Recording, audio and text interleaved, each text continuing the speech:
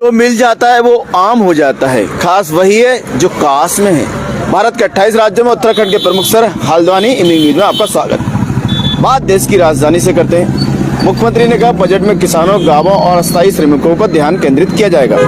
अगले सप्ताह वार्षिक बजट पेश करने से पहले मुख्यमंत्री रेखा गुप्ता ने गुरुवार को कहा कि सरकार का लक्ष्य विभिन्न हितधारकों समूहों के साथ परामर्श करने के बाद किसानों, मजदूरों, दिहाड़ी मजदूरों और ग्रामीण समुदायों की आकांक्षाओं को प्रतिबंधित करने वाली एक समावेशी वित्तीय योजना प्रस्तुत करना है। श्री गुप्ता ने कहा कि सरकार किसानों की चिंताओं को गंभीरता से ले रही है और व्यवहारिक समाधानों की दिशा में काम कर रही है।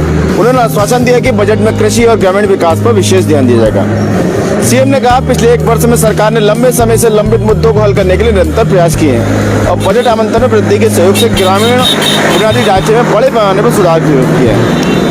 इधर एनआईए ने गुरुग्राम क्लब बम विस्फोट मामले में 9वें आरोपी के खिलाफ आरोप पत्र दाखिल किया। राष्ट्रीय जांच एजेंसी ने गुरुवार को गुरुग्राम के 2 क्लबों पर हुए बम हमलों से संबंधित 2024 के मामले में 9वीं आरोपी के खिलाफ आरोप पत्र दाखिल किया। आरोप है कि पहले प्रतिबंधित बम पर खालसा इंटरनेशनल आतंकी संगठन के सदस्यों द्वारा किए गए थे। आरोपी की पहचान रामदत्त के रूप में हुई है, जो अपने करीबी सहयोगी रोहित गोदारा, विदेश में रहने वाले गैंगस्टर रणदीप मलिक के माध्यम से कनाडा स्थित नामिक आतंकवादी सतविंदरजीत सिंह उर्फ गोल्डी बरार से जुड़ा हुआ था। उत्पाद शुल्क नीति मामले में उच्च न्यायालय ने केजरीवाल और अन्य को जवाब देने के लिए और समय दिया।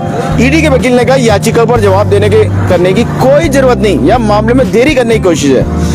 उनके उप मुख्यमंत्री मनीष सिसोदिया और 21 अन्य लोगों को प्रवर्तन निदेशालय की उस याचिका पर जवाब देने के लिए 2 अप्रैल तक का समय दिया गया, जिसमें शराब नीति मामले में आरोपियों को बरी करते हुए यहाँ की एक निचली अदालत द्वारा एजेंसी के खिलाफ की गई अनुचित टिप्पणी को हटाने की मांग की है।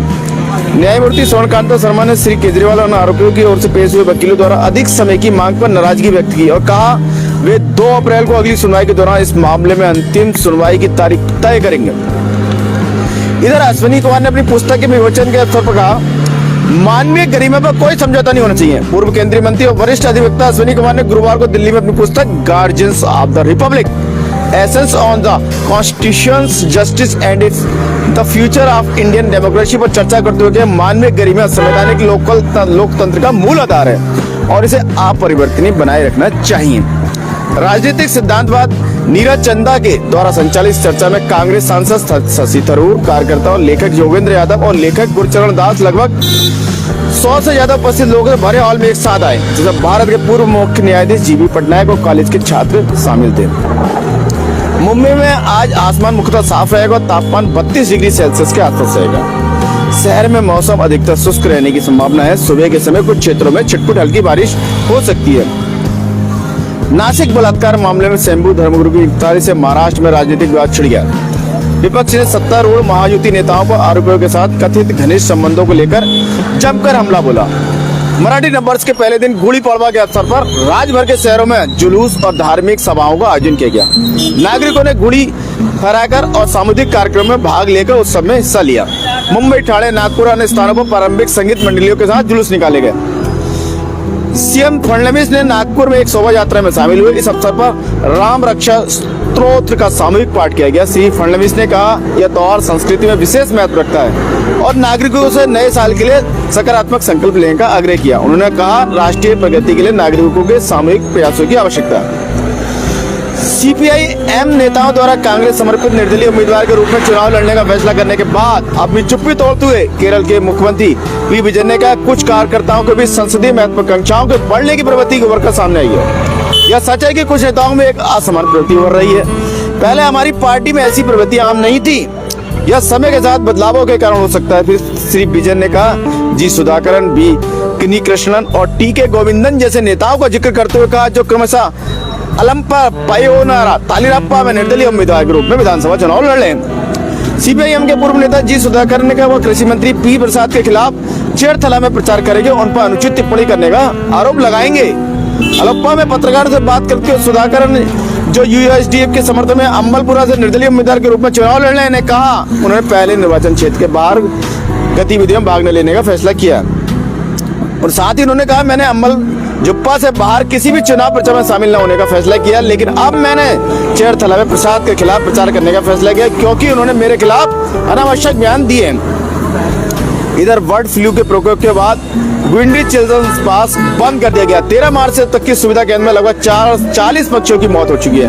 भोपाल स्थित राष्ट्रीय उच्च सुरक्षा पशु रोग संस्थान को भेजे गए नमूनों में H5N1 वायरस की पुष्टि हुई है। जब तक सभी जांचों के नतीजे लगातार नेगेटिव नहीं आते तब तक यह पार्क बंद रहेगा।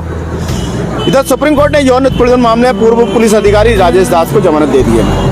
अप्रैल 2024 में उच्च न्यायालय ने राजेश दास द्वारा मामले में आत्मसमर्पण से छूट मांगने वाली याचिका को खारिज कर दिया था।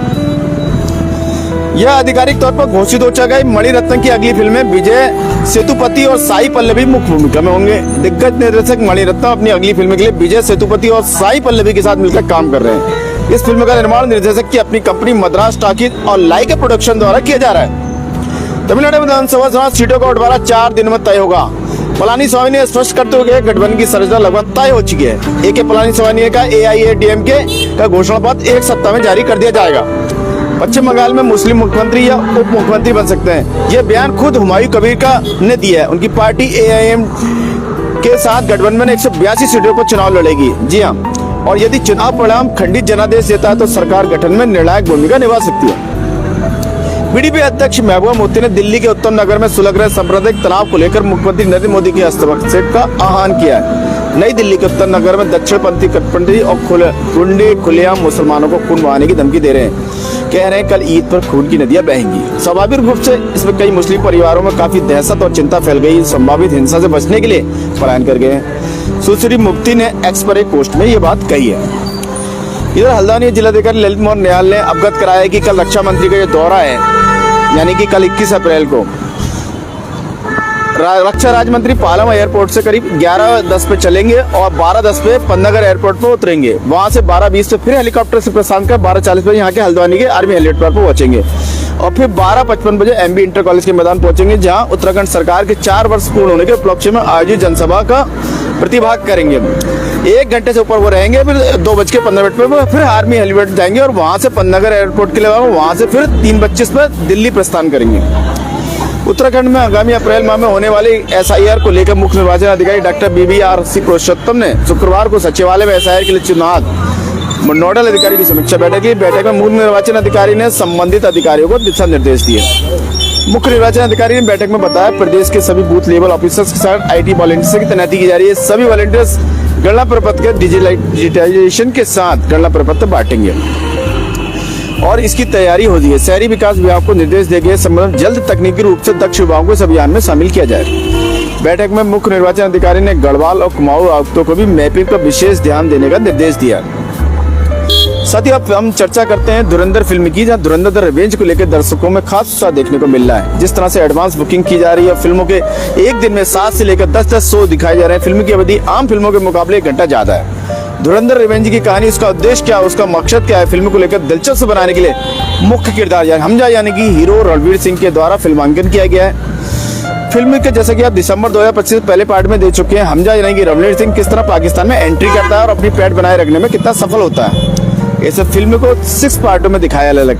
जी हाँ, किस तरह अपने पिता की, अपनी बहन का बलात्कार इत्यादि का रिवेंज दिखाया है। रणवीर यानी कि जस्सी उर्फ जसकिरत किस तरह अपने पिता की बदला लेता है, दर्जनों हत्या करके उसको फांसी की सजा सुना दी जाती है। यही से उसके जीवन की दशा और दिशा दोनों बदलने लगती है। फिल्म के पार्ट 2 में जस्सी को पंजाब की दूसरी जेल में शिफ्ट करने के दौरान बीच में उसको अगवा कर लिया जाता है और ये अगवा और कोई नहीं, अजीत सन्याल करवाता है।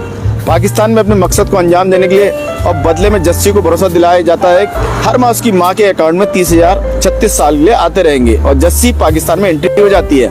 ये कहानी 2009 के पाकिस्तान के कराची स्थित लियारी में पहुंचती है, जहां बलूच गैंग के सरदार रहमान डकैत यानी अक्षय खन्ना के एक मुठभेड़ में हमजा मार देता है। खुद ही अस्पताल ले जाकर हमदर्द बनने का ड्रामा करता है। डकैत रहमान को सुपुर्द खाक कर दिया जाता है। लियारी पर सीधे रहमान डकैत की गद्दी का रास्ता क्लियर हो जाता है।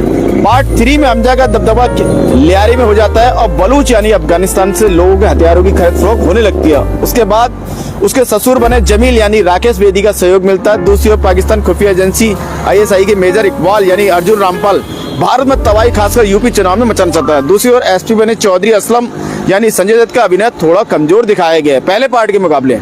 पार्ट 4 में हमजा की पत्नी उसका राज जान जाती है। फिल्म के बीच बीच में बैकग्राउंड स्कोर में बजते पुराने लोकप्रिय गाने जैसे तम्मा तम्मा लोगे ओए ओए बाजीगर बाजीगर भावनात्मक जुड़ाव पैदा करते हैं। फिल्मों के दृश्यों को सही अर्थ देने का प्रयास अच्छा कहा जा सकता है। फिल्म में आम भाषा के दौरान दी जाने वाली गालियां जमकर दी गई है। माँ की, बहन की गालियां बेध्यासा दी है और हिंसा की कोई सीमा नहीं, जबरदस्त हिंसा ही हिंसा।